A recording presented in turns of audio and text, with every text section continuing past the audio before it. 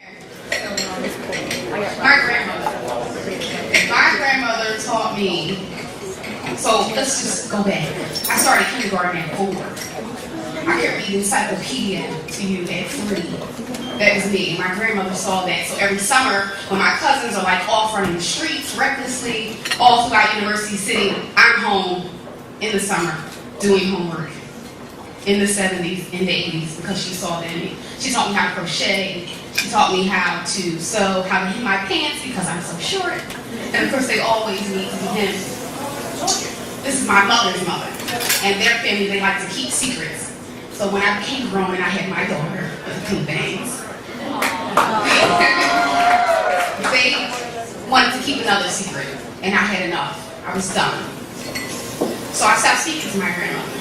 And she would call, and I would be polite, and I would say, "We're fine, thanks for calling." And I would be short, and that would be it. Not long after, my grandmother was diagnosed with cancer. And I knew, because as it is in my mother's family, lots of the women have visions, can see things. I can see you and know who you are. I can know your life. I can know if you're light or dark. I can know things that you don't even know. So I knew that the next time I spoke to my grandmother, she would die. So I chose not to speak to her. So they would call me from the hospital and say, "Your grandmother's here, you want to talk to her?" No. And I would just hide behind my anger from the secrets they would, that they would keep. And I would say, "Well, if she wants to call me, she can call me. But I don't want to speak to her. I'm not going to call her." And they kept doing this, and I knew that the day that I spoke to her, she would die. So I would always avoid it. One day I'm doing a friend's hair in my kitchen sink, and the phone rings. And my mother's on the phone, and she's like, "I'm bringing your grandmother home today." And I'm like, "Well, that's cool. Well, you want to talk to her?" No, of course not. I don't want to talk to her.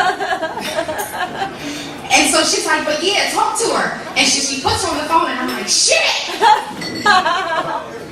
And so my grandmother gets on the phone, and she says, "I'm going home today."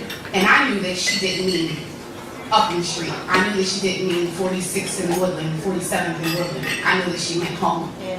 And she said, "Make sure that little girl knows that I love her." She said, "Know that I love you." And then she said goodbye. And a half hour later, my grandmother died. So my family, who likes to keep secrets, they decided to bury her 7 days later on my birthday. That same weekend that she was buried, I had a dream that my new sister-in-law, who was pregnant, was going to have a miscarriage. And so I woke up, and in that dream, we were in this room, we were visiting someone, sleeping in bunk beds, taking a nap, and it was that room. And I woke up and I said, "Wow, what do I do with this? Do I tell her this? Because God showed this to me so I could ease her into it." So I told her, I said, "Listen, I had this dream. You came to me and you said, I'm bleeding. I have to go to the hospital." And I was like, "You'll be okay." But in the dream, you're telling me, "No, I won't be okay." So the next morning, she's supposed to drive my daughter to school. She was one of my few chauffeurs. And she called me and she said, "Safa, I have to go to the hospital. I'm bleeding. I can't take her today." Later on that evening, let me back up. So that morning, before I got the phone call, I had another dream that my neighbor, who was a friend of mine, who was upstairs, who was not in a relationship, but she was expecting, she was hiding it, but she was expecting. I had a dream that she, too, was going to have a miscarriage. And I'm like, "Shit, you got to be fucking kidding me." And so now what do? Do I tell this girl?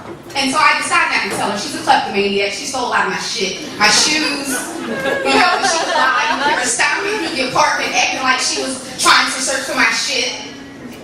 4 years later, I saw her on Halloween in some vampire outfit with, a cape on and my fucking shoes from Head Start. They're very expensive.